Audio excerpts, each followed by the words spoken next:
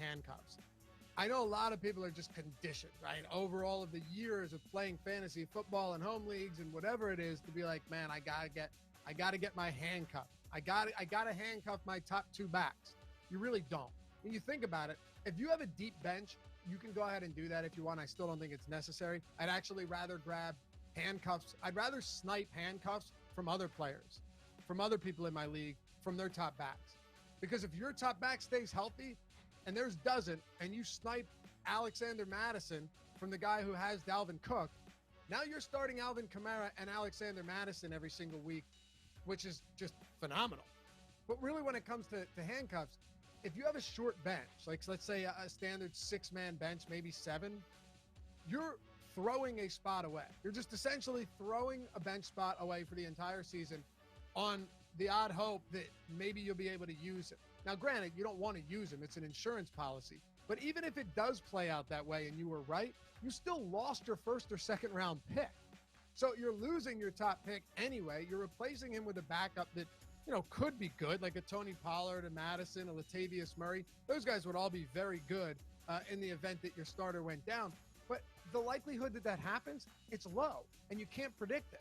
So I'd rather not try to predict it and grab handcuffs from other guys, because then I put myself in legitimate league winning territory. That's a really great thing to apply for best ball leagues. But even in your redraft leagues, don't feel like you have to grab early and reach for a handcuff on your own player. And now you only have 5 viable bench spots all season long.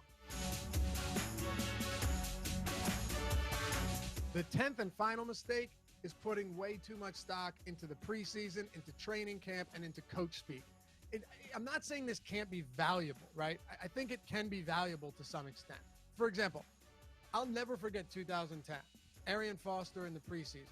Arian Foster had a huge game or two in the preseason, shot up everyone's radar, and if you landed him, you had it was like 1,600 yards in a year. I think he had 16 rushing touchdowns. I was actually looking at him before I recorded this video.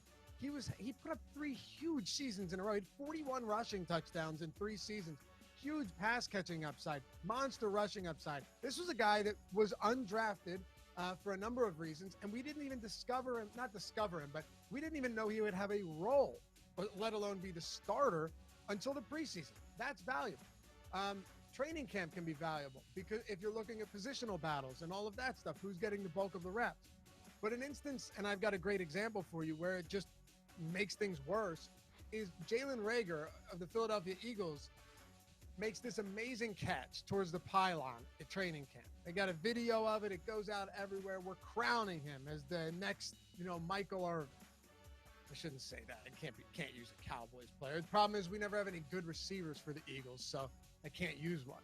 But everyone's crowning him. Man, did you see that catch? It's going to be a big season for Jalen Reagor. Devonta Smith is out right now. He's still hurt. It's going to be a big year. But what about the fact that the whole training camp, for the most part, all reports suggest that he has been objectively bad. Okay? I heard and I read on the same day that he made that catch, he got chewed out by 3 different coaches on the same day. So you could see an amazing catch, whether it's him or Brian Edwards, no matter who it is, because he had a sick one as well. None of that matters if it's just one big catch. Anyone can make one big play. It doesn't matter. So be very cautious about that.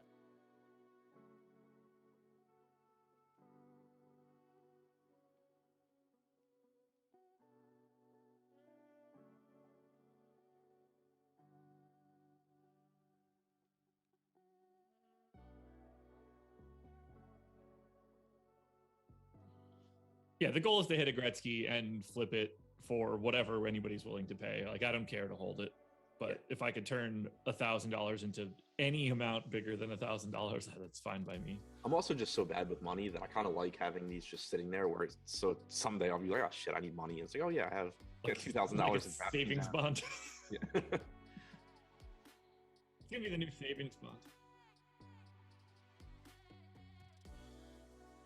We are live. Welcome to the MLB Strategy Show. It is Friday, August 20th. I am Josh Engleman. I am joined by Adam Scherer. We are here to break down a 14-game MLB slate. But before we do, please hit that like button, subscribe to the channel, hit the notification bell so you know when everything goes live.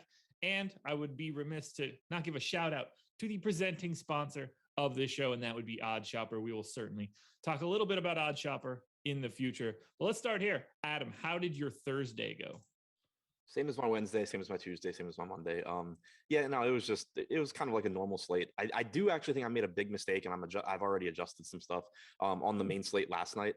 I ended up not getting a lot of Brandon Woodruff, which was fine. Like I had said, I like Castillo more. I got overweight on Jameson Taillon. I ended up actually getting a little bit overweight on Lester and Walker also. So I was fine, kind of just being like, okay, like I'm going to be underweight on Woodruff. I didn't get to the Cardinals like at all though. And that's a spot, especially on a slate that small, where I just think it's a really big mistake. Like if my exposures are set so that Woodruff, so that I have a better chance of having a good night. If Woodruff has a bad night, why don't I have like any Cardinals against him? So that was actually a spot I thought I made a big mistake. I actually had kind of was trying to adjust for it like up to lock, and I ran out of time, but now I have that fixed. But that was something that I noticed I had done, and that I think was just a strategy mistake. Yeah, if you and like you basically explained it right now. If you know you're coming in low, might as well grab a little bit of it on the opposite side, because that thing is going to be mutually beneficial for you. Just we try to touch on that sort of when we speak through some of these games too, but putting it into practice works perfectly. 14 games, man, big slate here today. Should be a fun one. Obviously, we know what is it, Cubs game at 2:00, traditional nonsense. Do we have any weather concerns? I have not looked actually. Neither have I. Pulling it up now. Yeah, you and me both. No, we don't. Looking like we're going to have largely a flawless night of weather. Little bits could pop up here and there, but it doesn't appear like we have many issues. So seems to me like we should just dive into this bad boy. Yeah, let's go. Kicking it off with your awful Baltimore Orioles against my Atlanta Braves. 4.2 run implied total for the Orioles, 6.3 for the Braves. Keegan Aiken, Max Fried. Fried pulling a bit of ownership here, 17% on DraftKings, 11 on FanDuel. Fried is 8,600. To me, a little bit overowned, but I can see the appeal of going up against the Orioles. What do you want to do with Max Fried? Yeah, so he's not in the top pitchers tool right now. Of course he's not. But yeah, I mean, I think it's a good spot for him. The ballpark is tough in Baltimore. We do know they have some right-handed power, but overall he's a good pitcher. Only a 4 implied run total for Baltimore. Fried for the season, 23% strikeout percentage against righties, 138 expected ISO, pretty good numbers there. Not an elite strikeout pitcher, but still a good strikeout pitcher, 24.4% overall, 3.63 xFIP. He's a good option. Like you said, he is getting some ownership. There are some other good pitching options on this slate as well, but no real issues with Fried. Yeah, I certainly like him. I really like the top end, and outside of Walker Buehler, no one's like truly crazy expensive. I had Fried show up in about 10% of lineups. I just prefer Sonny Gray, who's $200 cheaper than he is. Sonny Gray, also the second most owned pitcher on the slate, but we will get into that in a bit. Any Keegan Aiken for you? I couldn't even say it. No, I'm good. Yeah, 28 different pitchers today. You're not going to get many places going for Keegan Aiken. I do think we need to talk at least a little bit about the Braves. I have them third overall. I have them as my number one leverage stack. So we're getting out of the gates pretty quickly. To me, the Atlanta Braves are your best option for today. How does Atlanta look to you? Yeah, I'm with you. Right now, we have them with a 0% chance of being the top stack. So that's clearly wrong and will be updated at some point. I think it's one of the best spots on the slate. Keegan Aiken has been absolutely terrible. He's just not good. 203 expected ISO to righties, 17% strikeout percentage, 371 expected WOBA. You get all this right-handed power from Atlanta coming into Camden Yards. Freddie Freeman is a lefty. He's still really good. It's an easy team to stack because not necessarily price-wise, but positionally. Dansby Swanson takes a shortstop position that typically isn't that strong. Travis d'Arnaud takes a catcher spot that typically isn't that strong. So all of that's really appealing. They are expensive, but on a 14-game slate, I actually kind of like that when we look at these teams early in the day and they're expensive because I know there's going to be plenty of value, whether it's rolling the dice on a cheap pitcher, whether it's finding cheap bats to round up my lineup. I'm not going to really have issues getting to the hitters that I want, but if they're priced up, they are just going to be lower owned. So that's always nice to see. I love Atlanta here. And then, also, as we've talked about before too, not only is Aiken not any good, but whoever's pitching after him isn't good either. So just 9 innings of hitting bliss for the Braves, I think. Yeah, this looks absolutely fantastic. I don't really know what else to say. I have every single person as significantly underowned. A lot of guys, I have them twice as likely to be in an optimal as their current ownership. Albies and Soler at 13 and 14%. I don't want to single out any individual hitter for Atlanta. I just want to say that I want all of them. I mean, Guillermo Heredia is not exactly someone that I'm like stoked to get in the 9-hole, but if you just want to stick to 1 through 8, I think that'll be fine too. I also typically end up with an okay amount of Heredia when I stack the Braves too, just because he's cheap. Yeah, 2,800 today in the 9-hole, or that's the expectation. Play a lot of Braves, guys. As of this moment, they are unquestionably my number 1 overall stack for a GPP. Sean V mentioned that Aiken hasn't given up as many homers at home as he has on the road, which he said he's not looking into, and I agree. It is kind of interesting, like how much better Aiken actually has been at home just across the board. 24% strikeout percentage at home compared to 17% on the road. Walk percentage is lower. xFIP is almost 2 runs lower. Again, we're talking 22 innings at home, 36 on the road for a pitcher that shouldn't be good, but it is kind of weird. Don't worry, with the 108 righty park factor and 104 lefty park factor for home runs, I'm sure that Keegan Aiken will be able to catch up and start giving up more dongs at home. Orioles bats against Max Fried. Not anything I'm prioritizing. It's kind of the same thing we say almost every day. There's going to be spots that I think look better than Baltimore. Fried's not someone I typically love to go up against. He's just, I think a good pitcher, but there are still some favorable price points considering the power and or talent level for some of these Orioles hitters. Mountcastle at 3,400 certainly can do some damage at a cheap price tag. Same for Santander at 2,800. Cedric Mullins is just really good, even though it's a lefty-lefty matchup. So if you get to some of those guys, it's fine, but not planning on prioritizing Baltimore here.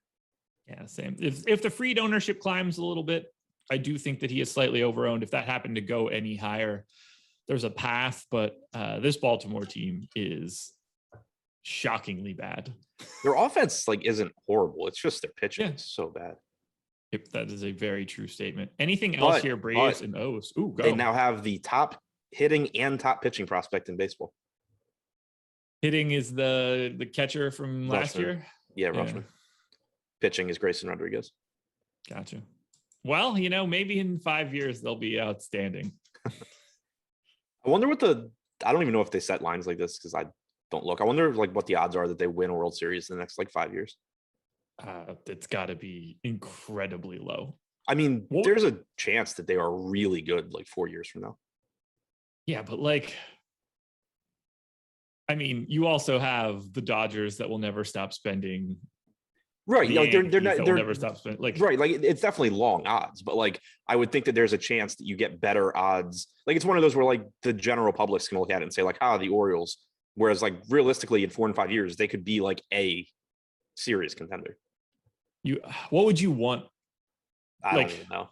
Okay. It's a big multiplier for sure. Yeah, because even going into a season, they're still going to be relatively long odds, even if they're good. Yeah, what are they, 250 to 1 to win it next year?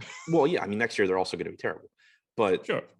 I'm saying you're going to have, let's say 4 years from now, you're going to have Rutschman, Rodriguez, possibly Hall, all these prospects entering the start of their prime. They could conceivably in years 4 and 5 be not necessarily even the favorite, but a favorite to, win the World Series. But even then, they're going to be what are the odds that they're a favorite to win the AL East in the next 5 years? It's so tough with the Yankees and the Red Sox. Yeah. They're in the shittiest spot possible. Yeah. And it's a totally different question too.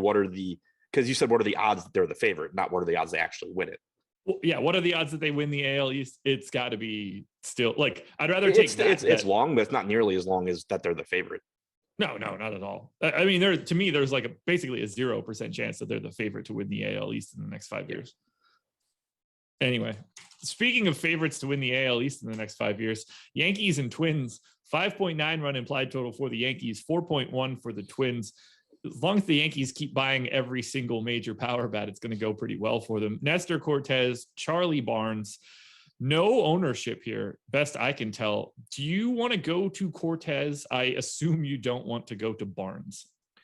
Yeah, definitely don't want to go to Barnes. Not really looking to go to Cortez too much either. I mean, he does have, right now we have him with a 12% chance of being a top 2 pitcher, but keep in mind that is wrong because we're missing pitchers. So that's going to come down. Not getting ownership. Like, he's been okay. He is stretched out. He's not a bad pitcher. And we know that the Twins do give you some strikeouts, but on a 14-game slate, I don't think I really end up getting to much Cortez. So I actually have Cortez popping a little bit. He showed up in 13% of lineups. Might be feeling a tad high, but 7,700. It's not the best strikeout matchup in the world. I'm honestly a little surprised that it happened as much as it did. So even something in that 5 to 10% range, I don't think he's going to fall too much in that top pitchers tool, just given what I'm looking at. But a guy that you can justify, I don't think he's an immediate cross off. And I think that's an important distinction on a day like today. Yeah. One other thing to point out with Cortez is we talk a lot when we see these guys that are relievers and then they get stretched out to be starters, that their strikeout numbers and their efficiency in general should drop off. We've seen that with Cortez. Overall this season, he's made, I believe, 14 appearances with the Yankees, 6 starts, 49 and a third total innings. Overall, he has a 26.6% strikeout percentage and a 403 xFIP. In his 6 starts specifically, he only has a 20.8% strikeout percentage with a 4.71 xFIP. So, on the one hand, he threw 98 pitches last time out. That's really, really good. On the other hand, he has seen those strikeout numbers drop off quite a bit, which you would expect as he's throwing more pitches and facing guys for the second and third time. Had to write something down there. You talked for like the perfect amount of time. We'll just skip something like that. We'll skip Charlie Barnes for right now. There's the message from Alex. Is that updated? All right. Alex is running an update on top stacks and top pitchers right now. So keep your eyes peeled in the next minute or two. Let's transition over to the Yankees. I have the Yankees as my number 2 overall stack, but 28th of 28 in terms of leverage. To me, this is the most over-owned team on the slate. Clearly, they look great. Clearly, there's a ton of power here. I think they're pulling a little bit too much for a 28-team slate. What do you want to do with New York? Yeah, I mean, that's pretty much where I'm at too. They clearly look like one of the best spots in terms of chances of success and guys that you want to roster. They have some hitters that are definitely mispriced. Anthony Rizzo should never be $3,600. Luke Voit should never be $3,400. Joey Gallo should probably never be $4,400. Giancarlo Stanton is $4,600 in a good spot. Just really, really poor pricing in terms of correctness on the Yankees here, but there's still 27 other offenses, and the chances of any one team, no matter how good the spot, being the top scoring team on a slate like this is just relatively low. So even more so, like yesterday, it's difficult on a slate like that because it's like, all right, there's only 8 teams to choose from. The Yankees are in a crazy good spot. The ownership, makes sense. Here, it's like, okay, yeah, I understand why the ownership is there. They clearly are going to look like some of the best cash options. They are clearly in one of the best spots, but it's just really hard to be the top scoring team on a 14-game slate. It's not going to happen that often, no matter who you are or who you're facing. So right now it's a spot where I'm still, going to get to guys like Stanton and Judge and Voit and Rizzo, but it's going to be more mixing them in with low-owned stacks than it is just like jamming all those guys in the same lineup. Yeah, it's a really tough sell as a full stack. So I will just be happy to have basically the entire lineup as an individual bat if I need it, because no problem having these guys as filler. But as a 5-man, look, like Judge at 24% ownership, sure. Like I understand why it happens. Not a direction I really want to go. Luke Voit at 19%. Hey, he's 3,400. It makes a lot of sense. A lot of cash options here, but yeah, this is kind of like what we talk about. And like I've said it on shows a lot, where there will be really popular pitchers. And I'll say, well, I think between this pitcher and that pitcher, looking at their ownership, it's fine to pivot because, they're not going to win that often. But typically, I'm just going to roster the guy that projects better and then differentiated hitter. This is kind of one of those spots where, like, there's just so much volatility in hitting. I would much rather be taking some 5% owned hitter at the same price point as Aaron Judge than typically going, to some 5% owned pitcher, because pitching is just more projectable. Typically, if they're not getting ownership, it's because they're not a great option. Whereas hitters, it's typically just like, yeah, the difference really isn't that big. R in YouTube chat wanted to let us know that Judge and Gallo strike out too much. Best of luck with that thought process. Let's talk a little bit about the Twins. I have them 13th, so basically smack dab in the middle. I have them over-owned, though. Josh Donaldson and Mitch Garver, the guys that are actually pulling that ownership, makes sense on Donaldson. 3,500 doesn't make a lot of sense as a price tag for him. Mitch Garver, just simply a catcher with some pop. So I understand why that one happens too. I'm not super interested in a Twins stack today. No, neither am I. I mean, like I said, Cortez has dropped off a bit as a starter. He's given up some power as well. If you want to look to a $3,500 Donaldson, I think that's okay. $2,700 Rooker, Garver's fine. These guys all have power, but as a stack and as a team, not a whole lot to see on Minnesota. I will point out for R in chat, Luis Arias has only struck out 9.4% of the time this year. Actually has a higher walk percentage than strikeout percentage. So, you might want to go to him over Joey Gallo.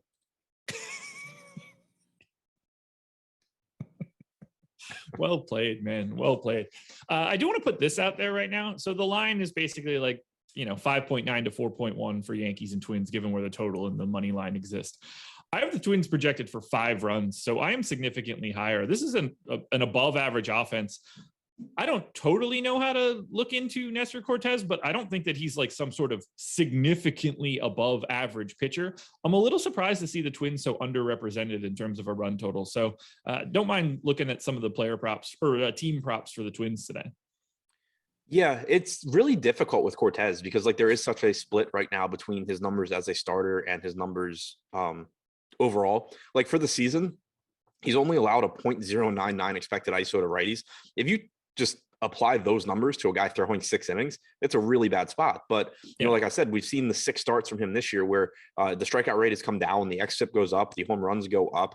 I don't have it in front of me. I can pull it up relatively quickly to see what exactly he's allowed power-wise as a starter. But it's pretty safe to say from looking at his numbers that he's not the same pitcher in terms of efficiency or anything else as a starter that he was as a reliever. Take the over as well. If that line is currently set at 10, I have it at 11.2. One of my favorite bets of the day. Anything else, Yankees Twins?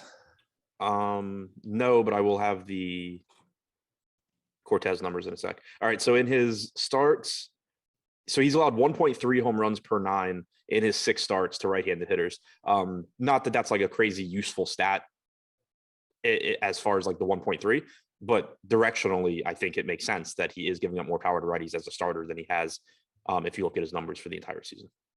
Okay. We just got another ownership run, which means top stacks and top pitchers is probably going to be hitting in a couple seconds. So I'm grabbing this updated ownership just to see if anything is different.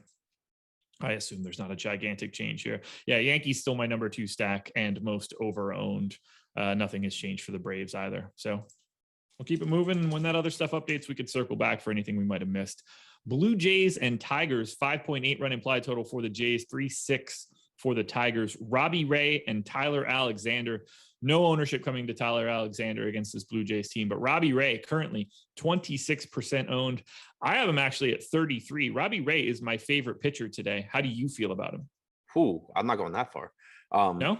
He's one of my favorite pitchers. Like he would probably be my favorite pitcher if Chris Sale wasn't facing the Rangers and Sonny Gray wasn't facing the Marlins. But these guys are separated by basically nothing, by the way. Yeah, okay. That's fine. Like Robbie Ray is clearly a top pitcher today. I don't think that's debatable. He's got the highest non-Chris Sale, who's made 1 start, strikeout percentage on the slate at 30.3%, 3.45 xFIP. Walk numbers are much better this year. The only thing Ray has had issues with is the 1.57 home runs per 9 innings. But it is important to keep in mind with him as well that for most of the season, his home starts were coming either in Dunedin or Buffalo, which were just insanely hitter-friendly parks. So while Robbie Ray isn't going to completely stop giving up home runs, and the Rogers Center in Toronto is still favorable for hitters, it's not like his home run numbers are almost certainly elevated from where they would be had he just been pitching the entire season in major league ballparks. So keep that in mind. And then you also have this Tigers lineup that just doesn't have a whole lot of right-handed power to take advantage of him. Eric Haas is on the injured list, so you don't have him. Guys like Grossman, Scope, Cabrera certainly can do damage on mistakes, but overall, just a really, really good matchup for Robbie right here. Yeah, I think he looks absolutely fantastic. Showed up in 33% of my runs. So Sonny Gray, and not Chris Sale, Giolito, actually, the third guy in my trio at the top. So I'm anxious to walk through a little bit of this. Did I miss anything on Tyler Alexander? Do you have any interest at 5,100 against this Blue Jays team? No, I do not. Did not think so. So let's talk at least a little bit about these Toronto bats. 5th overall for me, 22nd in leverage. A team that I'm happy to get to, but at the same time, like you got to sort of pick your spots. Marcus Semien is driving most of this ownership, 19%. Teoscar Hernandez at 11. Everybody else in single digits. So I think it's still feasible to get to a Toronto stack. This looks like a pretty good spot to me.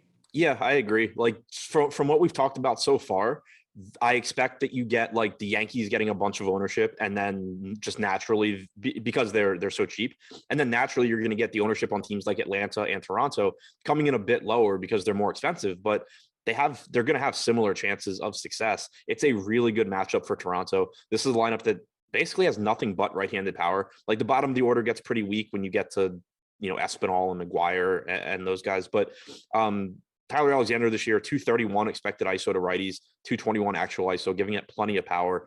Guys like Semien, Bichette, Guerrero, Hernandez, Gurriel, Grichuk, just ridiculous power in that part of the order for Toronto. So I really like getting to them as long as they are lower owned than teams like the Yankees, as I expect they will be. I don't even think I have to ask. Tigers bets? I'm good. Like if it were a smaller slate, I could see it. I think individually scope is okay, but there's going to be so many relatively low-owned good hitting spots that don't involve the Tigers. Yeah, this is not a spot that I'm looking to get to on the opposite side here. This is all Blue Jays. Pitching, hitting, it all looks real good. Anything else to touch on here? I mean, I don't even really have like a Tigers bat other than Robbie Grossman that I would want to pitch. They are pulling no ownership whatsoever. It's the dead minimum across the board. Yeah, I mean, if I went to anyone on the Tigers, I think it's either Grossman or Scope. I mean, 300 plate appearances against left-handed pitching since 2019 for Scope, 392 WOBA, 260 ISO against a pitcher in Ray, who, like I said, I think he's gotten unlucky this year based on his ballparks, but he also will still give up some power. For example, he's allowed a 200 ISO to right-handed hitters. His expected ISO is 180, so he's gotten unlucky, but it's also not like he doesn't give up any power. So if I went to anybody, I think it's Scope. Grossman would be up there too, but second base, I think a little bit tougher to fill than outfield. I'm excited for this one. Red Sox and Rangers, 5.7 run implied total for the Sox, 3.3 for the Rangers. It's Chris Sale. It's Dane Dunning. We're not talking about Dunning. The talk of the town here now is Chris Sale, projected for the most ownership on the slate at 39%. I like him. He's 9,700. It's a fantastic spot against an absolutely awful Rangers team. I guess the big question is going to be, how long do you think Chris Sale is actually in this game? What do you want to do with Sale? 39% owned, 9,700. I want to roster a lot of him because he only went 5 innings in his last start, but he threw 89 pitches. So from a pitch count standpoint, I'm not expecting there to really be any issues for Sale. The only slight concern I would have is similar to what I'd said before his last start, where what happens if he does kind of run into trouble in like the 5th inning? How short is the leash on him? If we had, if Chris Sale had been healthy all year, you kind of know that they're just going to say, okay, Chris Sale's better than everyone in the bullpen. He's going to work his way out of it. We don't care if he throws 105 pitches. In a situation like that, I still think there's some risk where they're just like, all right, like he's thrown 90 pitches. Let's get him out and get in, a fresh arm. But outside of, kind of just weird situations like that, I think you're getting 90 to 95 pitches, 5 to 6 innings from Sale. And he's probably going to strike out enough guys that that's enough. So I gave him 5 innings. I was nervous. I just don't really have a good feel for it. I don't know how much they want to push him. I don't really know what the entire goal is going to be. Feels like based on the current ownership that we have, that my 5 innings is probably a little light, and going to 5 1/3, 5 2/3, upwards of 6 is going to bring me more in line with the public. I don't have much of a take. Like everything looks great. I don't have any negatives. Nailing the playing time and pitching time for Sale is going to be everything for me. I assume I give him an extra out or 2 as we get closer, because the gap for me right now is I got him at 20%. Ownership is at 40. I think the truth probably lies somewhere in the middle. Yeah, I mean, I think you kind of have to, because the way I'm looking at it, he threw 5 innings last time out. Like he's not, unless he gets shelled, which, there's some Sure. chance that happens. But like just from like a Red Sox standpoint, they're not going to go in today and say like, hey, you're at 4 innings, you're done. They're not going to go less than 5. And there's, a reasonable chance they go more than 5. If he's at 75 pitches after 5, why wouldn't he throw the 6th? So, I think you kind of have to go higher than 5 there. I don't think there's anything bad to say about Sale. Strikeout stuff was really good in his first start. The only like sort of negative, I guess, is that his fastball velocity in that start was in line with 2019, which on one hand is good because he didn't lose any velocity from the injury. There was a part of me that was hoping we would get him back to 2018 and before numbers where, you know, he has his surgery and he comes back throwing 95 miles an hour. That didn't happen. But, you know, still in 2019, he struck out some absurd 35.6% of hitters. So if that's the Chris Sale we get going forward, he's still going to be a very good option in spots like this. Not that I would use this to drive anything crazy because the limits on stuff like this are pretty small, but the strikeout prop for Chris Sale today is 7.5. I have him at 6.3. So I think even that is just showing me, you know, probably going to like 5 2/3 is my most likely scenario. Going to pull him up to right around 7 and probably put him into about 30% of my lineup. So I think it's a safe bet that I'm going to be bumping up Chris Sale. Hell, maybe I'll do it right now and just see what the impact ends up being. Dane Dunning, 5,200 against Boston. Yeah, I'm good. I don't think you need, like, I think he's an okay pitcher for sure, but yeah. I don't think this is a slate where I need to target Dane Dunning against the Red Sox. Works for me. Do you need to target Red Sox bats against Dane Dunning? 9th overall for me, 2nd in leverage because this Boston Red Sox team is pulling no ownership outside of Alex Verdugo at 5%. Yeah, they're right up there with the Braves and the Blue Jays. Like, so I think the spot for the Braves is better. I think the spot for the Blue Jays is better. I think Dane Dunning is better than Aiken and Alexander. But assuming that the Red Sox just aren't going to get much ownership because people are going to go to the Yankees first, then they're probably going to go to the Blue Jays, and then they're probably going to go to the Braves. The Red Sox still going to look really good. They have a 5.8 implied run total right now. They're at home in Fenway, which is nice.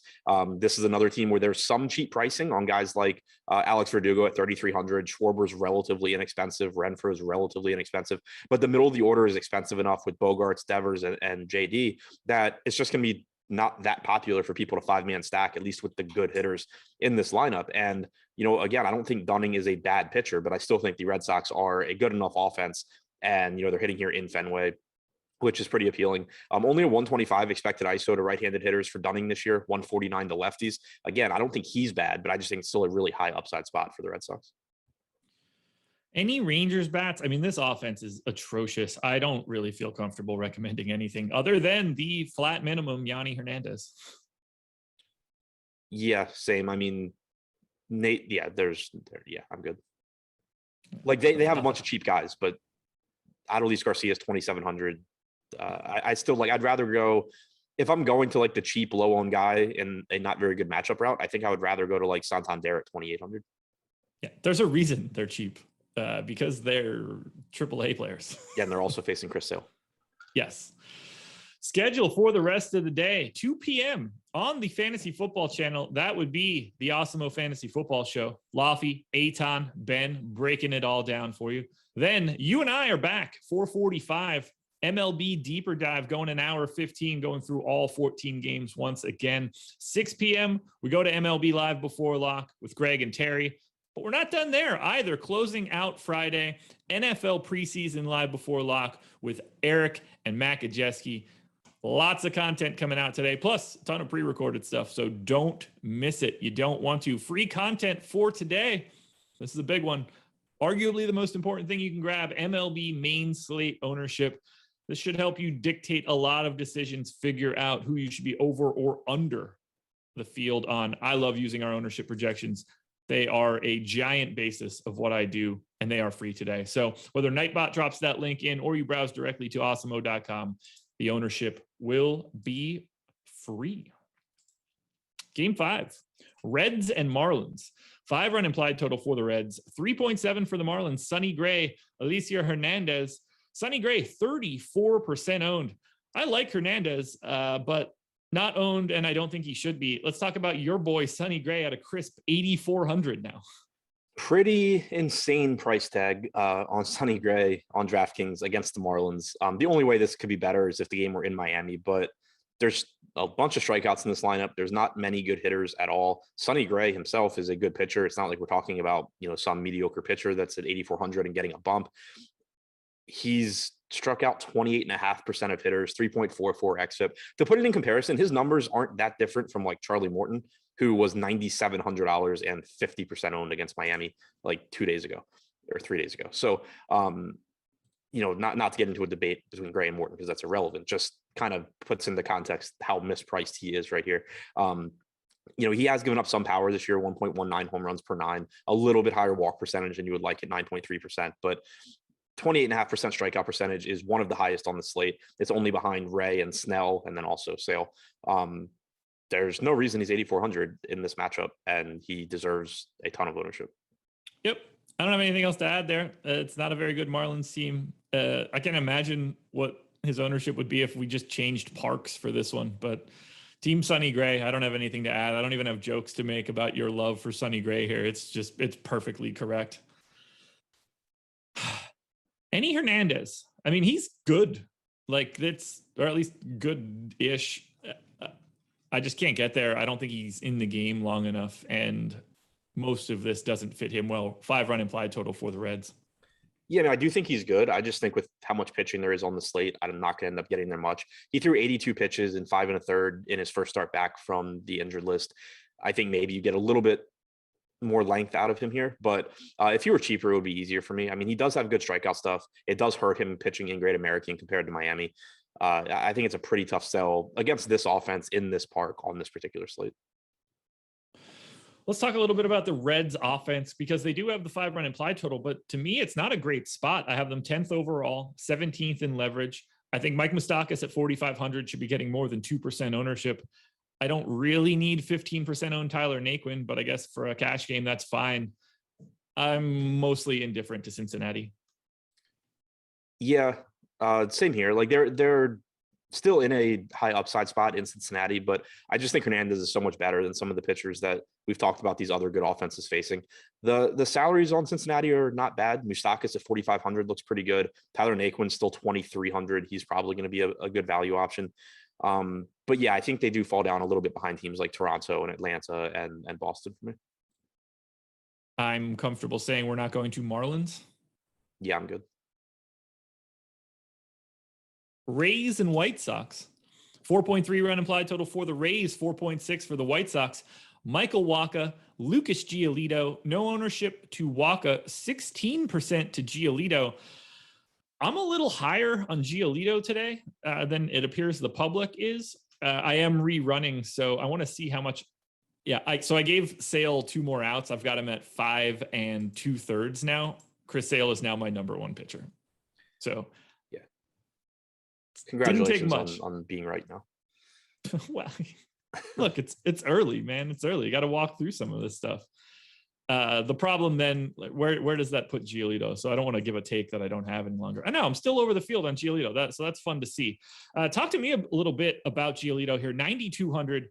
I don't like the spot. Park is helpful. He scares me a little bit, but you probably shouldn't. 16% ownership. I'd like to be above that number. It's a really tough spot to talk about, I think, because the pros here are that this game's in Tropicana, which is good for Giolito. The Rays strike out a lot. There is upside going up against this team. Giolito is right behind Sonny Gray in strikeout percentage at 28.2%.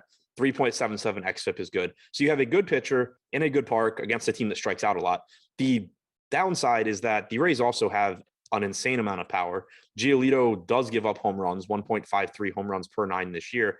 And then I think the biggest thing that makes it likely that I just end up getting around the field is when you compare him to the other options. Like if this were a slate, like a normal slate where all the good pitchers are in mediocre matchups, I think Giolito gets more ownership. But when you have the pitchers that are, for lack of a better word, better than him, Sale, Gray, Ray, all facing the Tigers, the Rangers, and the Marlins, it just makes it really, really hard to get a lot of Lucas Giolito against Tampa Bay. We did get an update to the top pitchers tool.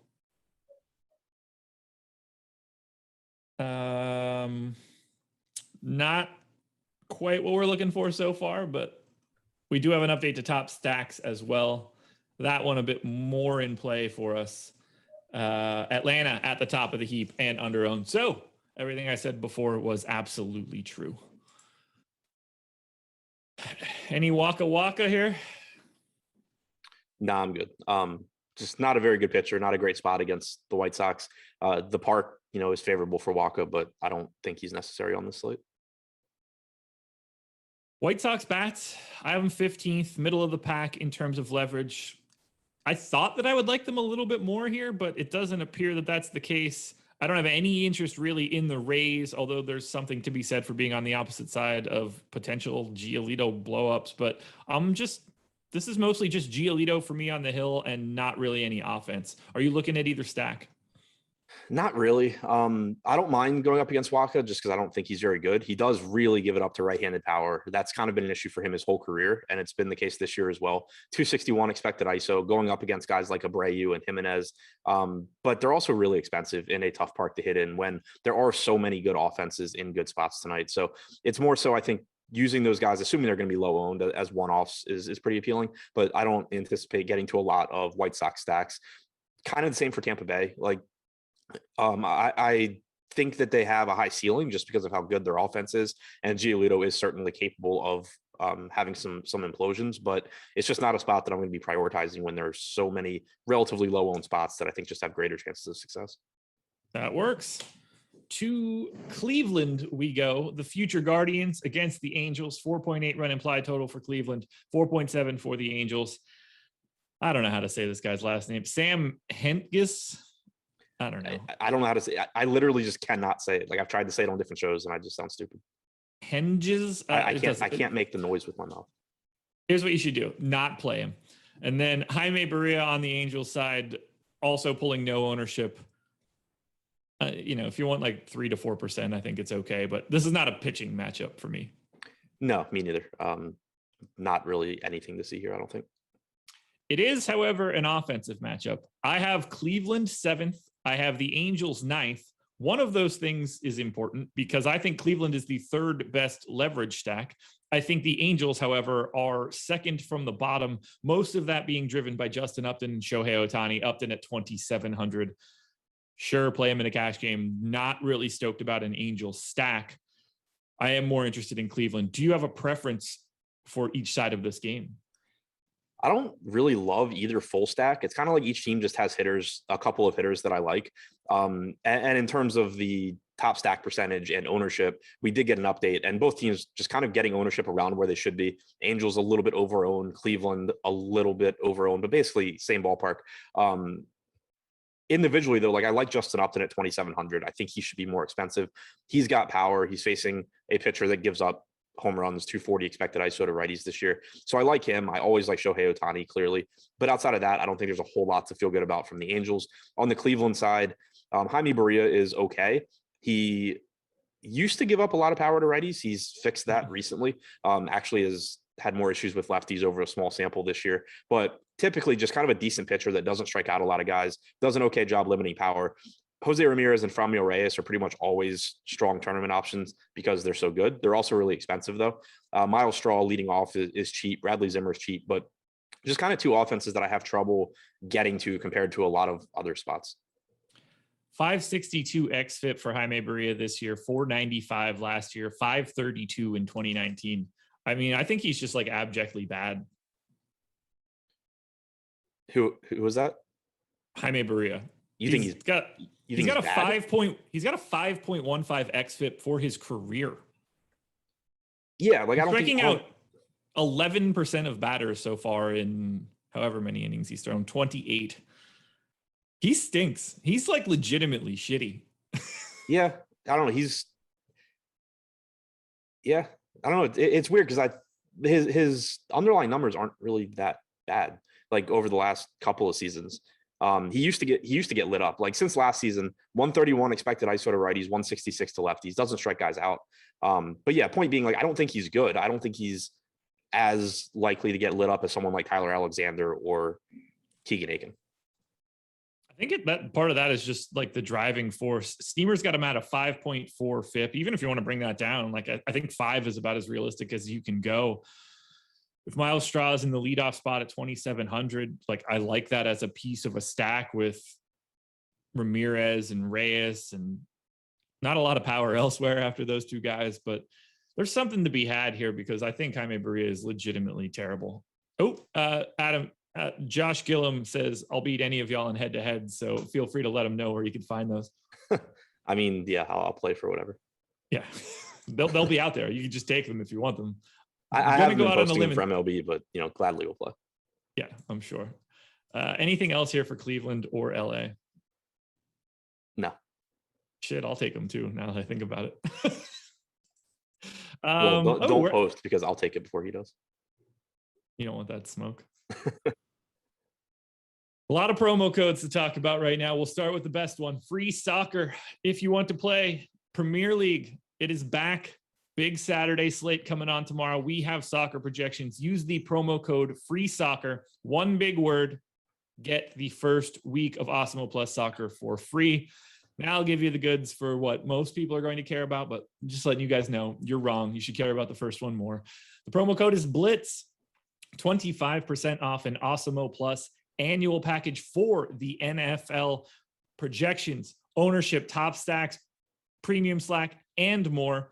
If you are planning on playing NFL DFS and you are planning to come to Awesemo in general, but either way, you should be using this promo code. We don't do big discounts on our annual packages. Save yourself some money. Transition that extra money into more entry fees if you need to. Use that promo code BLITZ.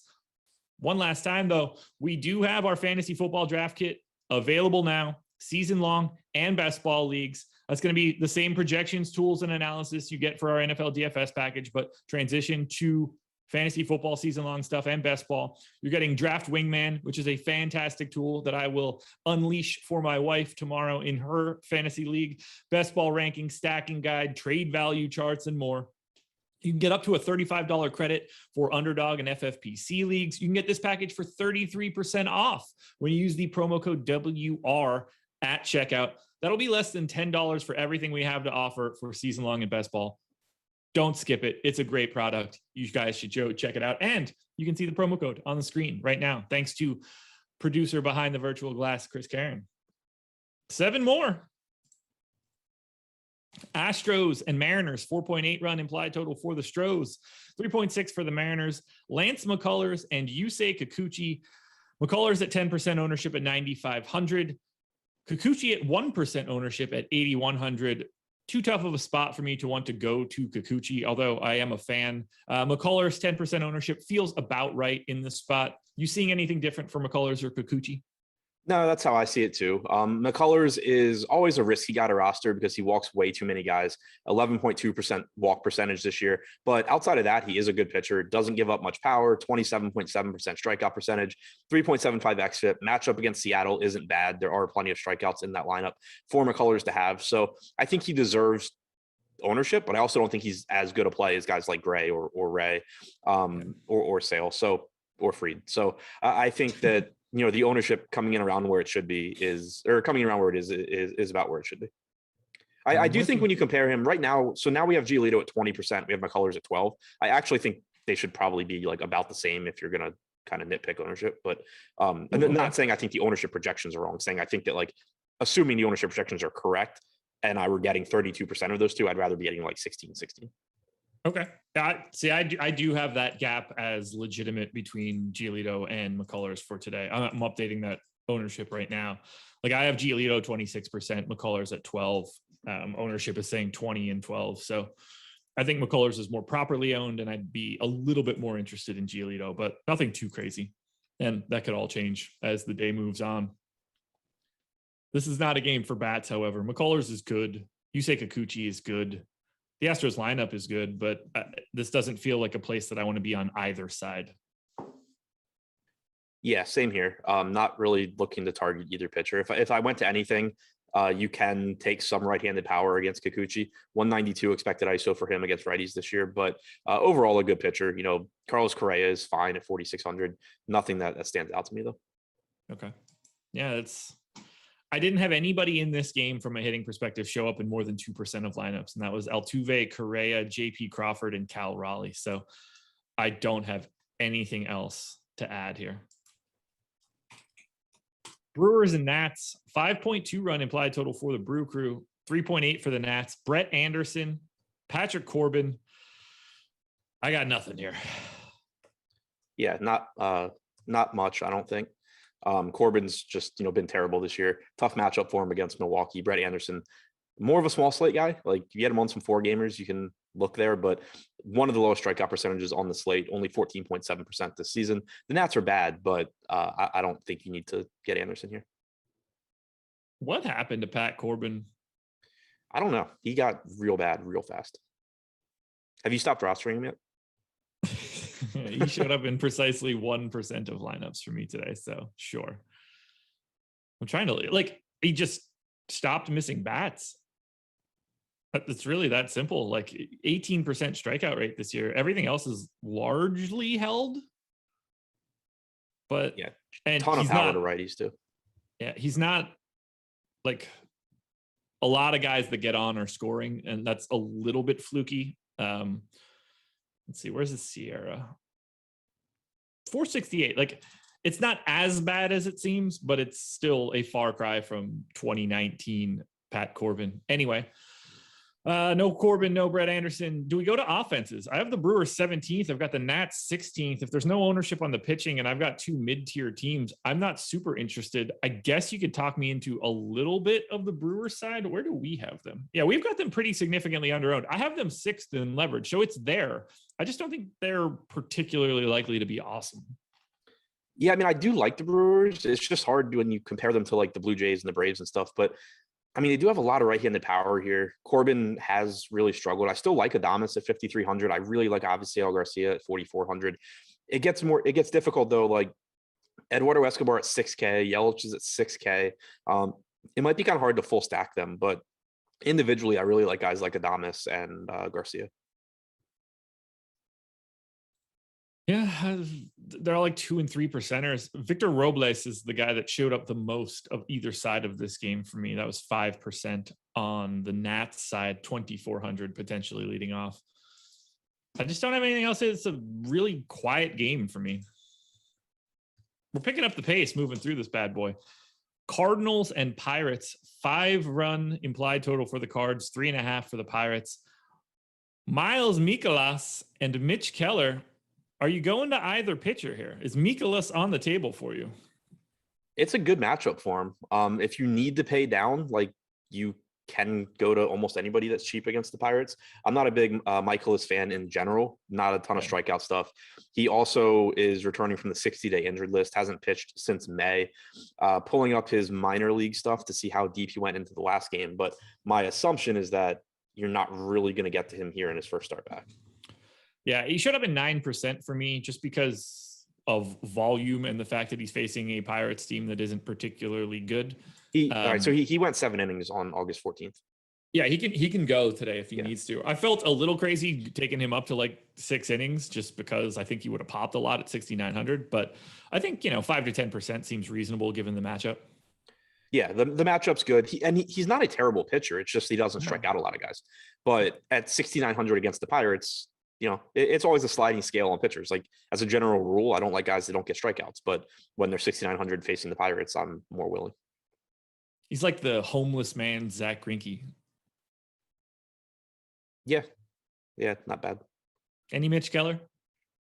No, it hurts me so much that he hasn't developed into anything good, but when he first came up, he was a volatile pitcher that struck out a lot of guys, walked a lot of guys, and gave up a bunch of power. Now he's just kind of a guy that walks a lot of guys and gives up a lot of power. So pretty tough sell against the Cardinals lineup that doesn't strike out a lot anyway and does have some power. Haven't asked in a bit, but 280 viewers, 73 likes. Hit that thumbs up. We need to run that number north of 100. It helps us out a ton. Costs you guys nothing other than a mouse click. Cardinals bats, I have 12th overall out of 28, 23rd in leverage. They're fine. I don't want to really target against Keller. This is another game where I'm probably not all that interested in offense. Do you have more interest in the Cardinals by any chance? More so as one-offs, I think, just because, again, there's so many other offenses that I'm going to really like, but the Cardinals do have a pretty good matchup against Keller. He's allowed 1.17 home runs per 9 this year, 11.5% walk percentage, 5.12 xFIP. Tyler O'Neill's cheap at 3,500. I think he looks good. Newt Barr is 2,300 if you need a value bat. Arenado and Goldschmidt are priced up a little bit more. Right now we have St. Louis in the middle of the pack with about a 3.5% chance of being a top stack, getting about 5% ownership. They're just a team that right now doesn't look like anything special to me, even though it is a pretty decent spot against Keller. Just got a super chat from Bass Maniac 100. Says happy Friday. Happy Friday to you as well. We got a tiers question. Devers, Albies, Jose Ramirez. So it's basically just saying like they're all in the same tier and pick one. Who do you want? Yeah. Albies, which is weird because like those other two were so freaking good, but I'm going to give it my legit answer. So let's look this up. Devers, Albies. Like I think Albies is in. Ooh. I think Albies is in so the far best it's spot. Albies. Yeah. Jose Ramirez. So I have it Albies at a pretty big number, Ramirez, and then Devers. I have them all separated by a fantasy point across the board. Unquestionably, to me, it's Albies. I don't know what sort of like, if that's like a cash game or a GPP or whatever. So there's obviously some sort of ownership considerations to make here. But if we're talking about raw fantasy points, that would be Ozzy Albies for me. Anything else? Cards and Pirates. I don't want to go to the Pirates, and I don't think we need to talk about them. No, I'm right there with you. Okay. Well, we got 4 games to go. So now I think is the perfect opportunity to talk a little bit about the presenting sponsor, and that would be OddsShopper. If you are trying to bet on sports, this is the spot that you should be going to. It's the biggest edge that you can find in sports betting is to be able to shop around and find the right line. They're constantly moving. You can set alerts for line movement on OddsShopper. You can track bets across multiple sports. You're going to find, your normal sides and totals, but we've got player props and team futures. It's all updated in real time. We have expected win percentage and expected ROI on all of our MLB player props. It's all derived from our fantasy projections that we have. So that information is added as well. OddsShopper costs you absolutely nothing. Just go to oddshopper.com. If you're looking to place bets, that is the spot that you should be shopping around for lines. I use it every day preparing for the breakfast menu. I know Ben does as well. It is a very key piece of our content. You guys should be using it. Sports betting is here. It's going to be everywhere soon enough. This should be an asset that you're using out of the gate. 4 more games, man. 4 more games. We're off to Coors, Rockies, and Diamondbacks. 6.5 run implied total for the Rockies, 5 for the Diamondbacks. Austin Gomber against Tyler Gilbert. The question now becomes, does Tyler Gilbert throw another no-hitter? I don't like his chances now. No, it doesn't feel particularly likely. Gomber's pulling a tiny amount of ownership. I don't think it's crazy, but this is not a spot for pitching for me.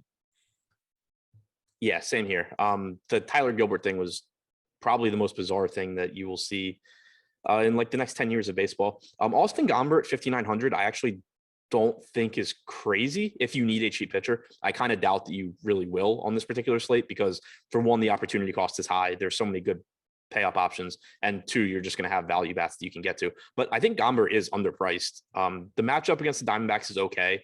They are a bit scarier against left-handed pitching than right-handed pitching, just given the construction of their lineup.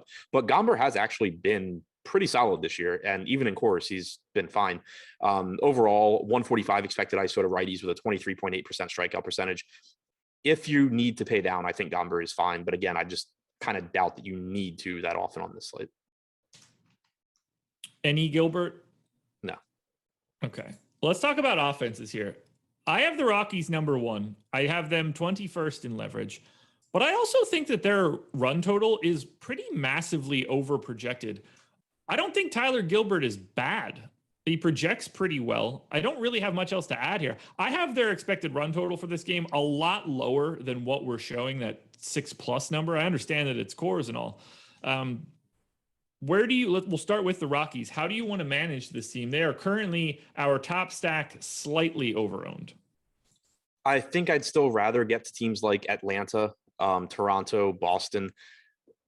It's basically Colorado's pulling a bunch of ownership. The Yankees are pulling a bunch of ownership. And then these other teams that I also love, like Atlanta, Toronto, Boston, for example, are just not getting much at all. So the way things look right now, I would still just rather be going to those teams. That's not to say, don't mix in Trevor Story or Connor Joe at 3,400 or CJ Cron, who's been just like otherworldly hitting in Coors Field this year, you still roster those guys. But I just think, kind of like we said with the Yankees, I'm more likely to just be mixing them in with low-owned 5-man stacks than playing a bunch of them together. Yeah. And I'm with you. Like, I don't think Gilbert is terrible. I don't think he's likely to be a good major league starting pitcher, but I don't think he's not Chichi Gonzalez versus Jake Arrieta. Yeah, absolutely. Let's talk Diamondbacks bats. I have them 5th, 22nd in leverage. These are basically like the same sort of slightly not great offenses. Do you feel differently about Arizona than Colorado? No, I mean, I actually don't really like the spot for Arizona. Like, yeah, obviously I like that they're hitting in Coors Field. That's a sizable park upgrade and all of that. But I just think Gomber's a pretty good pitcher. Nick Ahmed at 3,200 is a good value, but I assume that you're going to get a lot of ownership there as well. Kettle Marte and Carson Kelly, both I think are good plays too. It's just that I think the good plays on Arizona are probably just going to pull a good amount of ownership because they're pretty obvious. Yeah. I don't have anything really to add to that sentiment. It's a Coors game that looks fine, great filler, not really a giant priority for me in terms of like making sure I got to them. There's enough, like I like Atlanta so much more than everything else out here right now that I don't really just go here. To me, it just kind of comes down to the ownership is where I think it should be right now. Like, do I think the teams in Coors are capable of good offensive games? Of course, but I don't think either pitcher is a total gas can, especially Gomber, I think is fine. The Rockies, we know, aren't a great offense. They have individual hitters that can do damage here, but they're not a great offense overall. If the ownership were lower, sure, I'd love to get to the Rockies. But right now, I would just rather – this isn't one of those slates where you have a team with a 6+ run total in Coors and every other team's at like 5. There's just so many teams that are very comparable to the Rockies that aren't in Coors and are going to get lower ownership. Also, I just got to Gomber's numbers for the season. At home this year, still he's thrown 42 in the 3rd innings at home, 235 WOBA allowed, 23.3% strikeout percentage, 6.9% walk percentage, 3.79 xFIP. Like, he's been perfectly fine in Coors Field. You said, of course, right out of the gate there, and I really wanted you to be like, of course. That's the worst joke I have, but it's just the way that I heard it, and I just wanted it to be the case. All right, let's keep it going here. A's and Giants, 4.3 run implied total for the A's, 4.6 for the Giants. James Caprillion, Alex Wood. Neither guy pulling any ownership. Alex Wood is good. Caprillion is solid. I don't expect to get to either pitcher, though. Yeah, I'll say this kind of just seems like maybe one of the least appealing games on the slate all the way around. And on some slates, Alex Wood would be a good option here, but it's a really, really tough matchup against the A's. He's a good pitcher. He's not really underpriced here, so pretty difficult for me to get to him. And the same for Caprillion. You know, I don't think he's underpriced. He's got a tough matchup against the Giants. The park is favorable for pitching, but it kind of just seems like a spot where on the main slate, I'm not going to get there. On the night slate, you know, you probably get to a little bit more. Yeah. I am happy to get to a little bit of Giants bats here. They are 11th for me, 5th in leverage. Nothing too crazy, but that does pull them up into at least a group of guys that I'd like to get to, whether that's Wade, LaStella, Posey. Those are the guys pulling the most for me out of the top. Is this an offensive spot for you at all?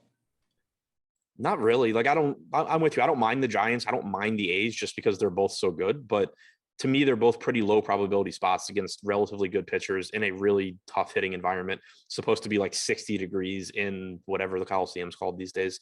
So, yeah, like I'm never going to say, you know, don't play Brandon Belt at 3,900. That's a really good hitter for a cheap price tag.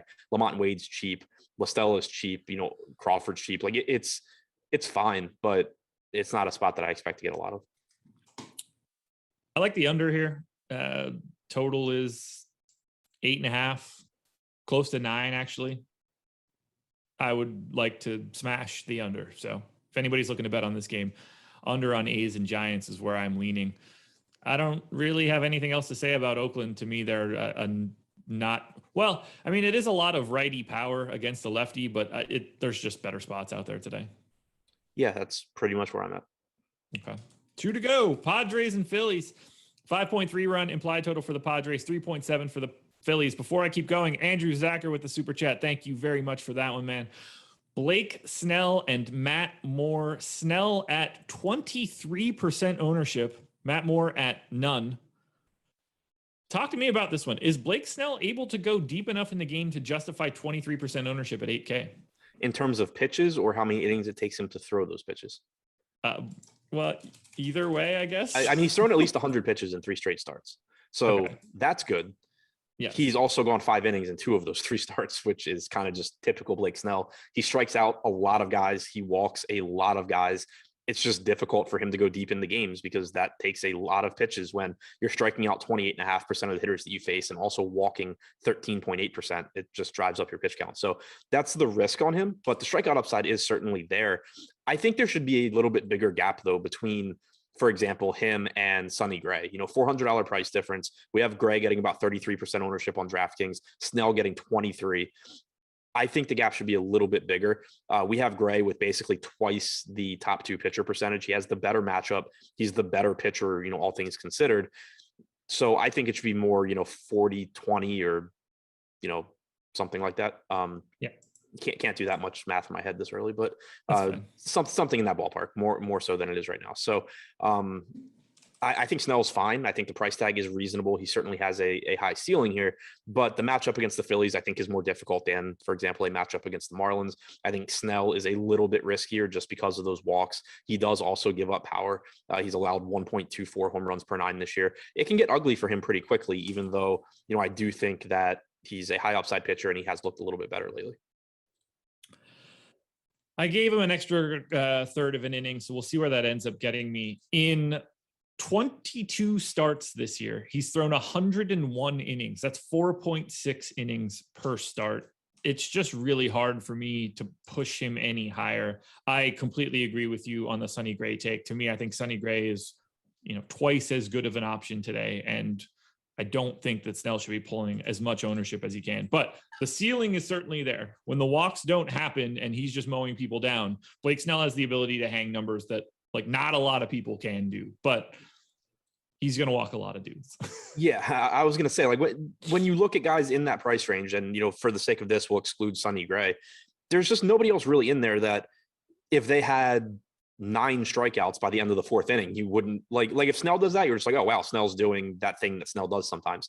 If Kikuchi or Corbin or Cortez or even Carrasco do that, you're just going holy shit, what's happening in this game?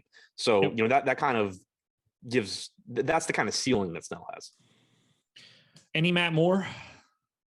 No, thank you. He did almost no hit me the last time he pitched, but no, thank you. That was a fun day. We had the split slate. My highest owned stack on the early slate was no hit through 6 innings by Matt Moore. My highest owned stack on the late slate was no hit through 9 innings by Tyler Gilbert. I did not win money that day. No, I'm sure you didn't. Don't worry. You're going to win at least $50 tonight. Padres, the number 6 stack for me, 25th in leverage, but that's kind of a weird one because Fernando Tatis is pulling 25% ownership. Manny Machado is at 7. Everybody else is 5 or below. What do you want to do with a pod stack against Matt Moore? Yeah, I like the Padres here for the reason you said. Tatis is driving up the ownership. He does have outfield eligibility on both DraftKings and FanDuel now, which is good. You don't have to choose between him and Cronenworth. But the Padres are just one of those teams that, we mentioned it a lot. You want to, the top stack tool is great, but you also want to look at how the ownership is being pulled because there's no reason Tatis, you wouldn't want Tatis, to be popular, but the rest of the stack is still pretty low owned. Lefty is fine here too. Matt Moore is not particularly good against anyone. So far this season, he's allowed a 248 expected ISO to lefties, 181 to righties. He's had that issue for most of his career as well. So including guys like Frazier and Cronenworth and Hosmer in your stacks is fine. Tatis, Machado are great, of course, Pham, Nola. It's just a good stack. It's still not on par with the Braves or the Blue Jays for me, but I do like them quite a bit. Similarly to, how I feel about Milwaukee, I think. Phillies bats against Blake Snell. There's some power here. Undoubtedly, they're getting absolutely no ownership. Should we be looking a little bit more on the Phillies given Snell's ownership? I'd be more inclined if it were a smaller slate. I think on I don't know if it's a 3 or a 4 game night slate tonight. Looks like a 3 game night slate on DraftKings at least. So you're getting the A's game, the Dodgers game, and the Padres game.